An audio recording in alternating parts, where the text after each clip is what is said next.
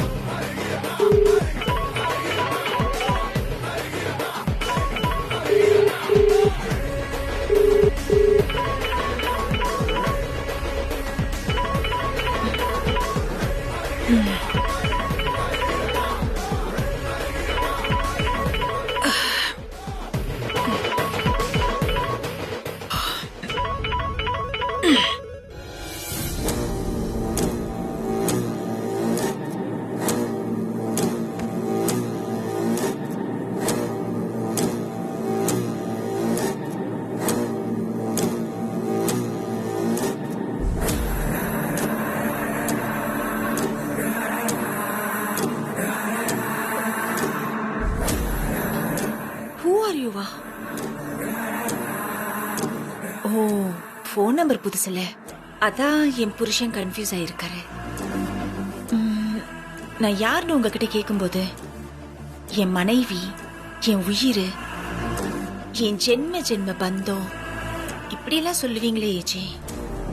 Who are யூன்னு கேக்குறீங்க.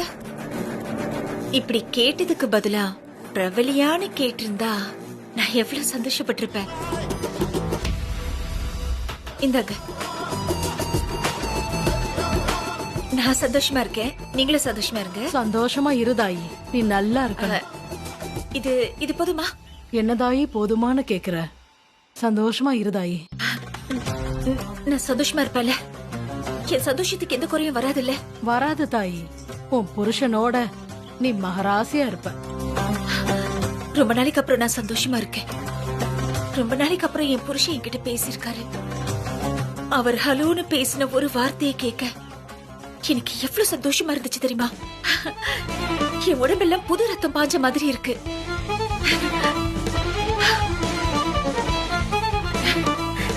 என்ன நடக்குதுங்க? என்ன நடக்குதா? நான் என்ன பெல்லி டான்ஸ் ஆடிட்டு இருக்கேன்? அப்படி இருந்தா கூட பரவாயில்லையே. யாரும் இல்லாத நேரத்துல இன்னொருத்தர் ரூம்குள்ள வந்து யாருக்கும் தெரியாம அவரோட பர்சனல் டைரி எடுத்து ரகசியமா படிக்கிறதுக்கு பெல்லி டான்ஸே பெட்டர். நீ இந்த ரூமை பெருக்க தானே வந்த, அந்த வேலையை மட்டும் செஞ்சுட்டு போ. இல்ல கேக்குறேன்னு தப்பா நினைச்சுக்காத. இப்படி அடுத்தவங்க டைரிய படிக்கிறியே, உனக்கு வெக்கமா இல்ல? இங்க பாரு, உனக்கு வேணா ஏஜி அடுத்தவரா இருக்கலாம், ஆனா எனக்கு அப்படி இல்ல. என்ன செய்யறாரு, தன்னை பத்தி என்ன நினைக்கிறாரு, என்ன முடிவுல இருக்காருன்னு அவர் அக்கறையா பாத்துக்க வேண்டிய பொறுப்பு எனக்கு இருக்கு. அந்த பொறுப்பு ஏஜே மனைவியா எனக்கு தான் இருக்கு, உனக்கு இல்ல. உனக்கு இருக்கா? உனக்கு அவரை போலீஸ்ல மாட்டி விடணும்னு அக்கறை இருந்துச்சு. ஏஜே தான் பிரபலியத்தைய கொன்னாருன்னு தண்டனை வாங்கி கொடுக்கணும்னு ஆசை உனக்கு இருந்துச்சு. அதெல்லாம் என்னோட ஆசை இல்ல, விக்ரமோட ஆசையும் உன்னோட ஆசையும் தான். நான் அதுக்கு பலியாயிட்டேன். இப்ப கூட நான் தான் அபிமன்யுவை கூட்டிட்டு வந்தேன்னு ஏஜே கிட்ட ஒரு வார்த்தை சொல்லல. சொல்ல போ, சொல்லித்தான் பாரேன். ஏஜே உன் கண்ணத்துல அறைவாரு. நானும் ரவுடிதான் வடிவேலு சொல்ற மாதிரி நீயும் சொல்லிட்டே தான் இருக்க. நீ ஏஜே பொண்டாட்டியா? ஏஜே எப்பவோ உன்னை அவர் மனசுல இருந்து தூக்கி போட்டுட்டாரு. நீதான் வேண்டா விருந்தாளியா இங்க இருக்க. திங்குற சோத்துக்கு வேலைக்காரியா வேலை பார்த்துட்டு இருக்க. நீ ஏஜே உடம்புல அவருக்கு தெரியாம உட்கார்ந்துட்டு இருக்க சொரி சரங்கு. உன்னை எப்படி விரட்டுறதுன்னு தான் நாங்கெல்லாம் யோசிச்சுட்டு இருக்கோம்.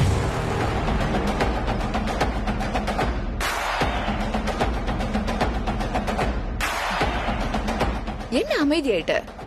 உண்மை குத்துதா? அப்படியே பால்கனி கதவை திறந்து ரோட்ல குதிச்சு ரோட்ல போற தண்ணி லாரியில விழுந்து செத்து போயிடலான்னு தோணுதா?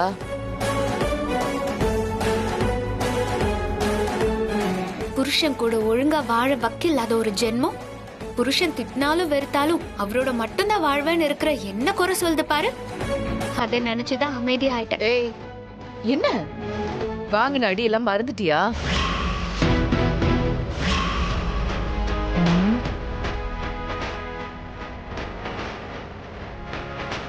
ஏண்டா நெருப்பு தொட்டோன்னு காலம் பூரா உன்னை அழ வைக்கிறேன். வரியா?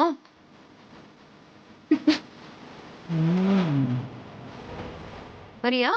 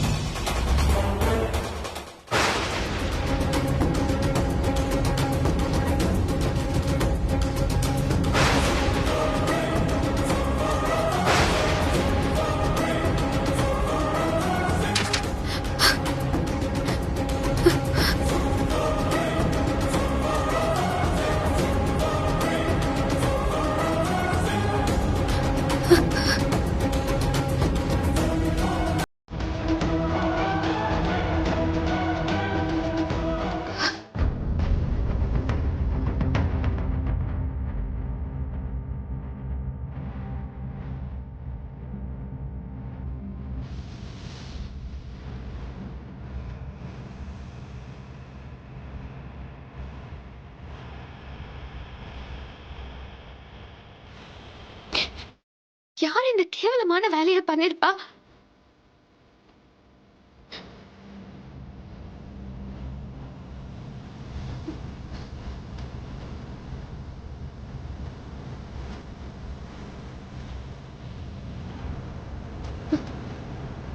இது நேத்தே வந்திருக்கு. ஏஜு இத பத்தி ஏன் என்கிட்ட ஒண்ணுமே கேட்கல. அவர் இதை உண்மைன்னு நம்பல. அதனால்தான் என்கிட்ட ஒரு வார்த்தை கூட கேட்கல. You great AJ. ரொம்ப சந்தோஷமா இருக்கு. உங்க மனைவியா இருக்கிறதுக்கு ரொம்ப பெருமையாவும் இருக்கு.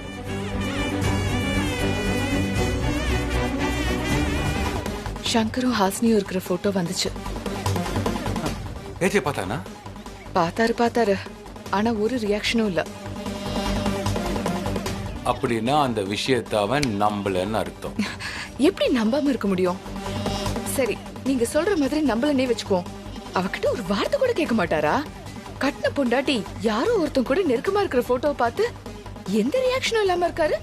ஒருவேளை அவன் உண்மையாவே அவளை பொண்டாட்டின்னு நினைக்கலையோ என்னமோ. அப்ப வீட்டை விட்டு துரத்தி இருக்கணும்ல. அதான் சொன்னியே, அவளா போறதுக்கு டைம் கொடுத்திருக்கான்னு சொன்னியே. அவதான் போக மாட்டாளே. போக வைக்கிறதுக்கு தானே நாம இந்த மாதிரி வேலையெல்லாம் பண்ணிட்டு இருக்கோம். ஆனா எந்த ரியாக்ஷனுமே இல்லையே. இங்க பாரு அர்ச்சனா, ஏஜே ஒரு கல்லுலி மங்க. அவன் கிட்ட இருந்து எந்த விஷயத்துக்கும் பதிலே வராது.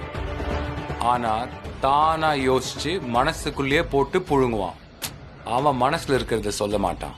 ஆனா டைரியில எழுதியிருக்காரு, நடக்கும் விஷயங்கள் சந்தோஷம் தருவதாக இல்லை, கொஞ்சம் கொஞ்சமாக என்னை கொன்றுவிடும் போல் இருக்கிறது. அப்படியா? என்ன சொல்ற? ஆமா, அப்படிதான் எழுதியிருக்காரு. அப்போ ஏஜே மனசளவுல உடைஞ்சிட்டான் தான் அர்த்தம். இந்த சந்தர்ப்பத்தை நாம பயன்படுத்திக்கணும். என்ன செய்யலாம்? ஏஜேவை தீர்த்து கட்டிடலாம். அந்த டைரியில எழுதி வச்சிருக்க விஷயத்த நமக்கு சாதகமா வச்சு ஏஜேவோட கதைய முடிச்சிடலாம். அப்பதான் நமக்கு எல்லா பிரச்சனையில இருந்தும் விடுதலை கிடைக்கும்.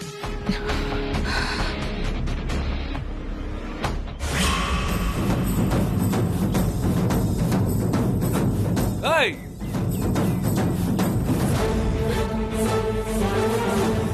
ஏய், யாரா நீ? நில்றா டேய். ஏய், நில்றா டேய். எதுக்குடா போட்டோ எடுத்த? யாரா நீ? மகனே கையில சிக்கனான்னு வை. நில்றா டேய்.